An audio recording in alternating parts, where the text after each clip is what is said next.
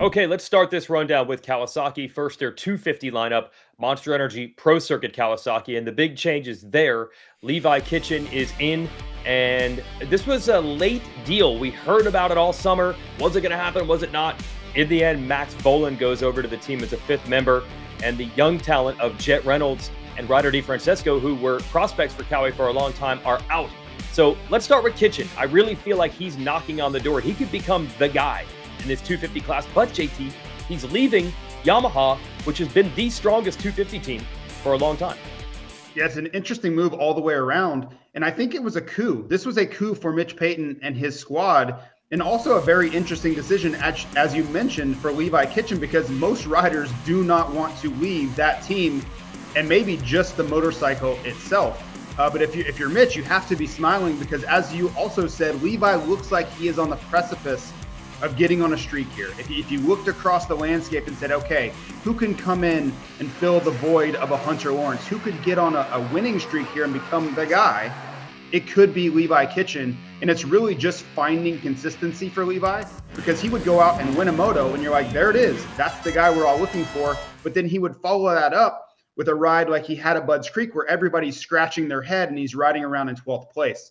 So I think for 2024, if Levi can find that consistency, he could become a champion. And for Max Vohland, I think this is a very pivotal time in his career because, yes, he did step away from Red Bull KTM, but it wasn't a sure landing spot at Pro Circuit Kawasaki. He had to kind of search around, find the right home, because I think everybody's kind of wondering what the future holds for Max Vohland.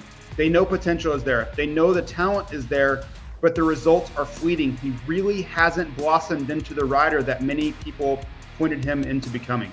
Returning to that team, Austin Forkner, Cameron McAdoo, and I mean, it is a story with all those guys on that team. They just got to stay healthy. Same thing with Seth Hamaker. If they can stay injury-free, they're going to win some races.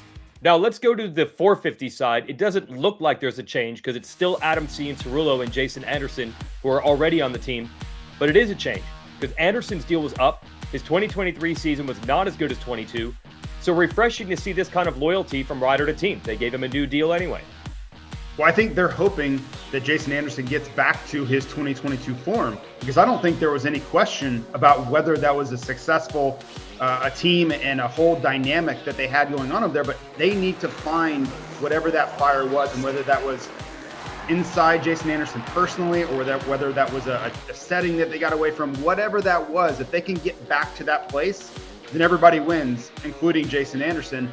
And then for Adam Cianciarulo, I think this was a successful season. And what I mean by that is everybody was just asking to get through all the races.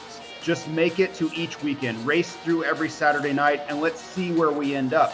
Now, we know he's fought through this arm issue, the shoulder issue that causes him to lose grip strength, and that late in some races, we see him move backwards in the results because of that. But I think just to finish the season was the first step. Now, if they can find a solution to that, get some of that strength back and build off of this, use this as a platform to catapult off of, then I think that's a great next step. But mission accomplished, I think, for Adam Cianciarulo. Just let's see it all the way through to the finale in Los Angeles. And one more thing, that is an all-new bike for that team. Rave reviews over in Europe, where Roman Fevra won a whole bunch of MXGP races on a prototype of that bike throughout 2023. So we'll see how it performs in Supercross.